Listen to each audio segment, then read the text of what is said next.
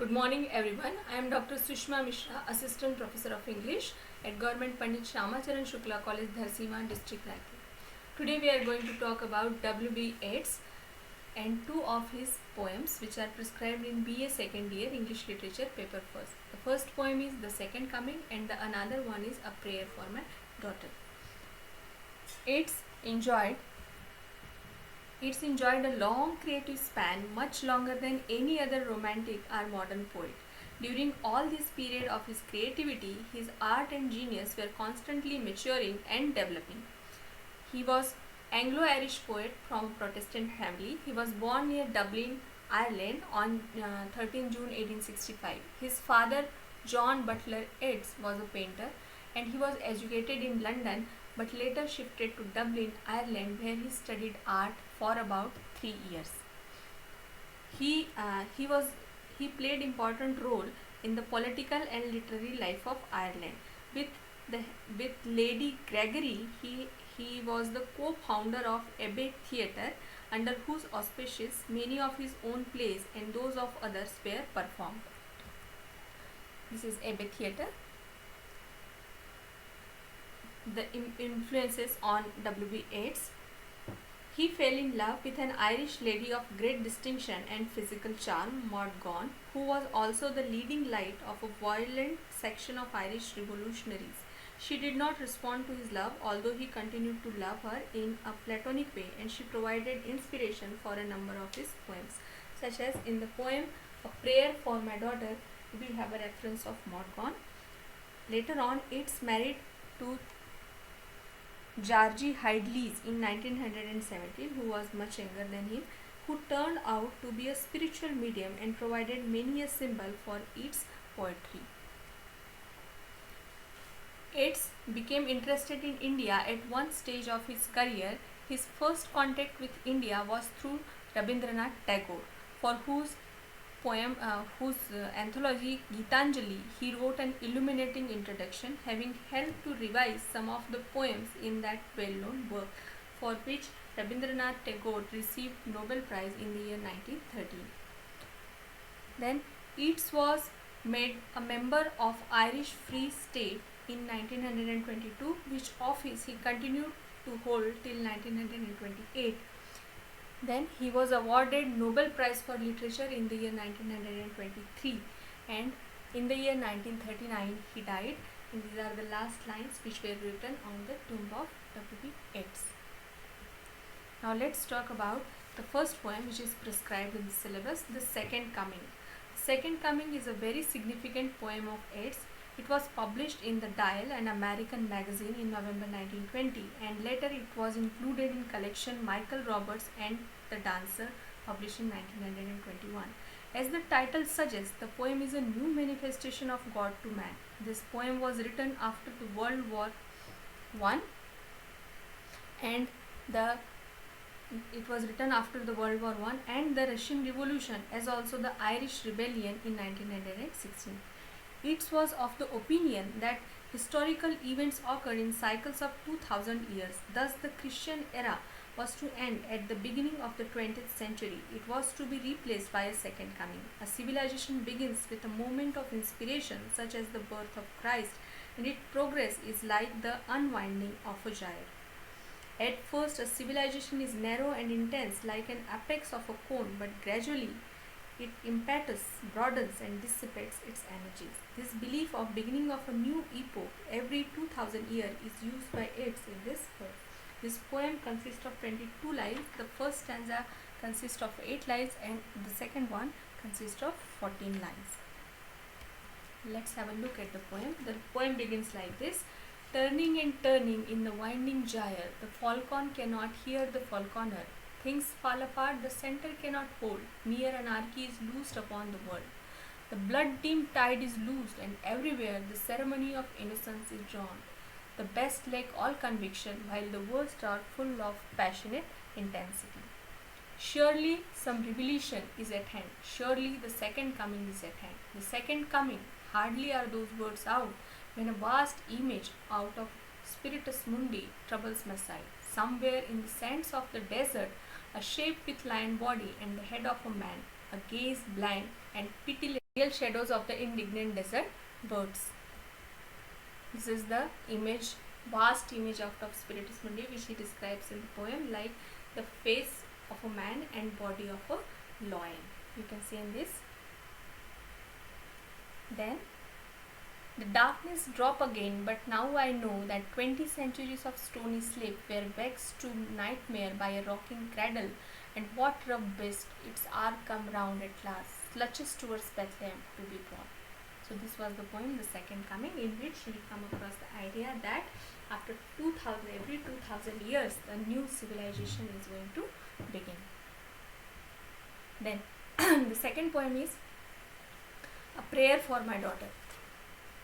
So, A Prayer for My Daughter was written in February 1919, soon after the birth of its eldest child, Annie Butler Yeats, and this poem was published in the volume entitled Michael Roberts and the Dancer in 1921, and it runs into 10 stanzas, and each stanza contains 8 lines. Background of the poem. The poem echoes the mood of a former poem, The Second Coming, which was written only a month before this poem, and which the poet had made a prophecy. Things fall apart, the center cannot hold. Mere anarchy is loosed upon the world. The blood-teemed tide is loosed, and everywhere the ceremony of innocence is thrown. There was a great gloom in the poet's mind, an excited reverie caused by the sad aftermath of First World War and the fire of the Dublin Rebellion and the emergence of a new age. Amidst the public wrongs, Yeats had also some personal difficulties. Fatherhood made him gentle, but it could not be lessen his worries for the newborn child in a world of increasing anarchy. Hence the poet is naturally gloomy, and the poem opens with the image of his child sleeping innocently through a howling storm. We can see the first stanza. Once more the storm is howling, and half hid under this cradle hood and cover lid my child sleeps on. There is no obstacle but Gregory's wood and one bare hill, whereby the haystack and roof leveling pin, bred on the Atlantic, can be stayed, and for an hour I have walked and prayed because of the great gloom that is in my mind. Then, full of gloom and apprehension, the poet has walked about restlessly for an hour, and now he prays for the future well-being and happiness of his darling child.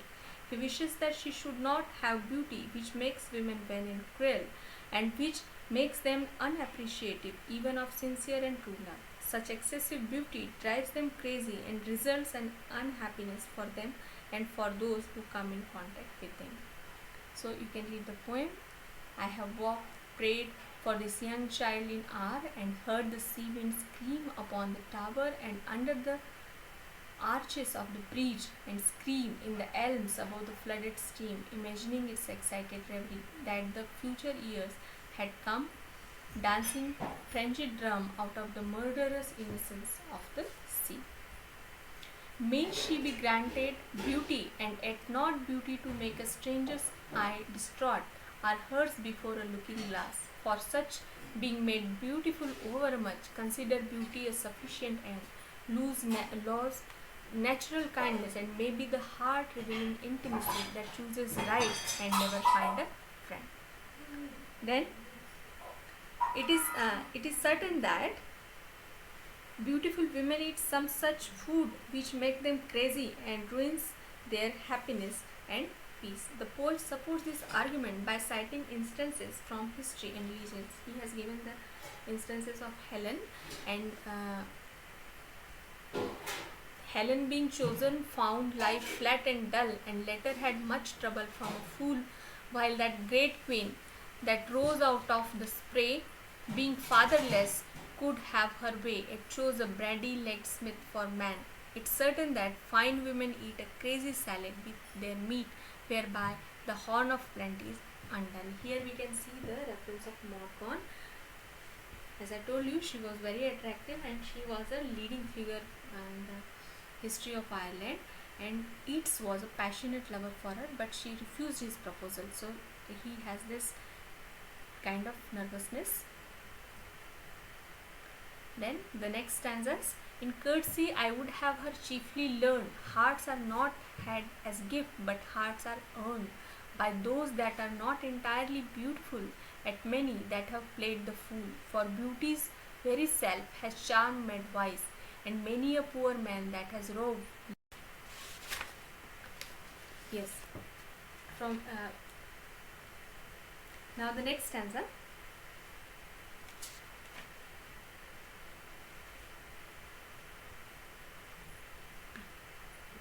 Now the next stanza. May she become a flourishing hidden tree, that all her thoughts may like the leaned bee, and have no business but dispensing round their magnanimities of sound, nor but in merriment begin a chase, nor but in merriment a quarrel. Or may she leaf like some green laurel rooted in deep perpetual place. So this poem is using many of the symbols. It is also known for his symbolism. Then the next stanza, stanza number 9, stanza number 10. Considering that all hatred driven hence, the soul recovers radical innocence and learns at last that it is self-delighting, self-appeasing, self-affrighting, and that its own sweet will is heaven's will. She can thou every face should scold and every windy quarter howl.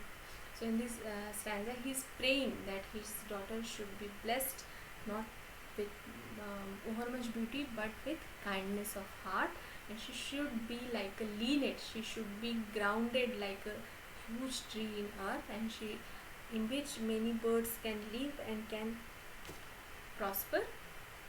In the last stanza, her every bellows rust be happy still, or may her bridegroom bring her to a house where all accustomed ceremonies for arrogance and hatred are the wares, peddled in the thoroughfares.